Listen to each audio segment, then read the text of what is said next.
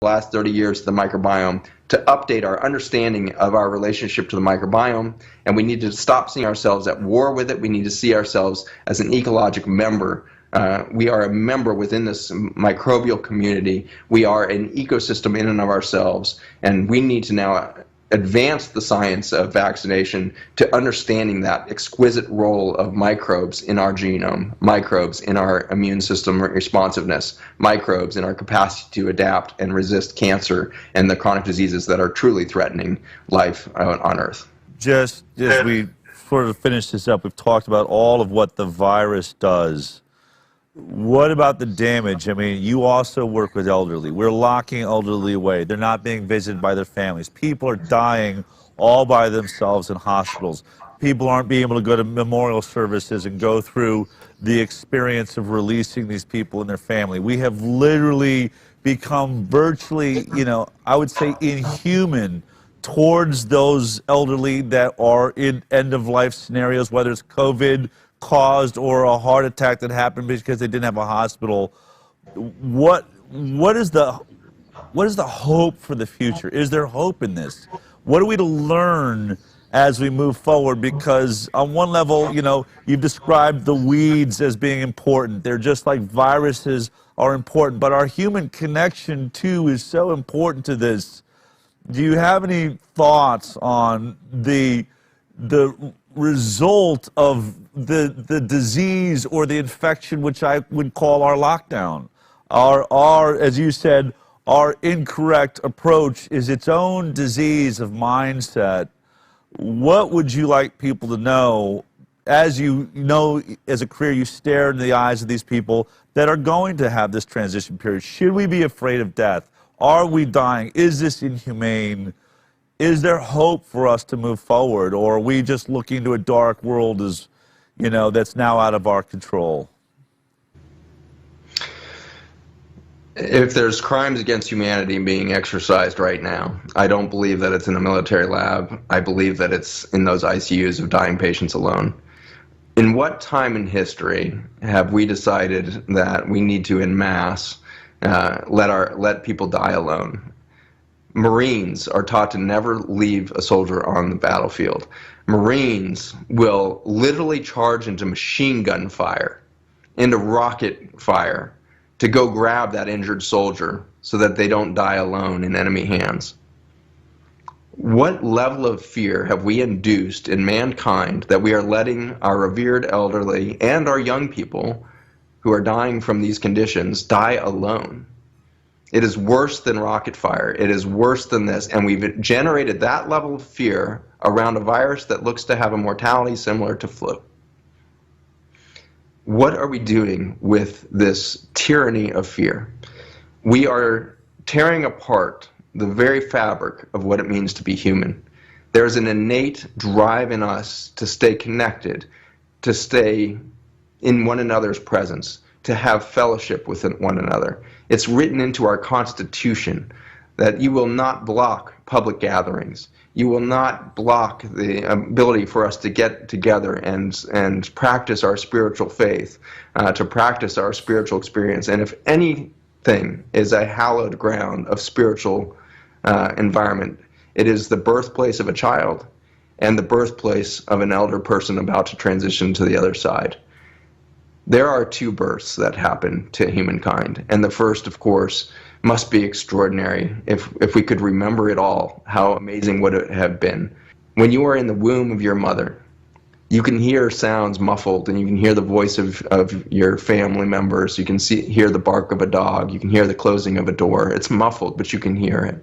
You can see the light filtering through in the morning through the skin of your mother's belly and through the wall of the womb. You can see these transitions of shadows moving by. You can see this beautiful world, and it's all in red hues. It's reds and oranges, like an eternal sunset happening around you. And then there's peaceful darkness in the night, and it's silent, and you've got your mother's heartbeat right next to you, and you've got this extraordinary holy of holies, this protected space that you're in. Then suddenly, at the end of 9 months, your entire human existence so far only knows this space. You have this catastrophic event where intense pressure is put on you and you're being covered in microbes as you go down this, and your immune system has never seen this, your whole body has never seen this whole body of life that's coating you, and you're in this transit of dark tunnel and compression. Your heart rate is 180 and pushing 250 at moments because you are in this intense physiologic pressure state, and you think you are dying. I think that must pass the tissue levels possibilities. I think I'm dying because the light is gone, and all I hear is crushing pressure, and all I'm experiencing is, and then suddenly you're in the light, all the pressure is gone, and you can't believe the beauty around you. The face of your mother is mind-boggling. There's 1,000 colors in just the iris of her eye that's looking in your face. And you're staring at that for a second, and then there's this like halo of light and color from this explosion of filaments out of your mother's head that we call hair, and it's creating these rainbows of color. And so all you can do is stare above your mother's hair and look at that for a while. And then suddenly there's this extraordinary, scene as it unfolds of greens and blues and your first sunset. You can't believe how beautiful the world is. And then we go through a forgetting of the magic that we are alive right now. And we forget that we are in an exquisite miracle of beauty every day. And we are dumbed down to an existence of drywall box with no microbiome diversity into an off-gassing plastic car that off-gasses cyanide and micro toxins into the environment. And we show up in an office building in carpeted cubicles that off-gas carcinogens all day long, and then we go to a grocery store and pick up a bunch of food that was treated with carcinogens before it was harvested, and then we go home and we sit around blue light devices that reset our and screw up our circadian rhythms, and we get depressed and we get disconnected, and then we go through this extraordinary event. And suddenly there's darkness in an ICU, and your eyesight is failing, and you're starting to see things through the glass darkly again, and you see shadows, and you see this, and there's an intense sense of pressure as your body starts to collapse in on itself. You can't breathe, your heart rate's failing, everything's starting to go, and then you go into this dark tunnel. You can hear voices perhaps, and you have this overwhelming sense of biology is being crushed into oblivion right now. And then you come out the other side, and it's more beautiful and more bright than you could have ever imagined. And then suddenly that doctor resuscitates you and pulls you back into the body. And you tell that doctor, it's so much prettier on the other side. I'm ready to go. I'm ready to rebirth. I just found out that I'm fully accepted on the other side. I'm a beautiful creature of light energy, and I am excited to be there.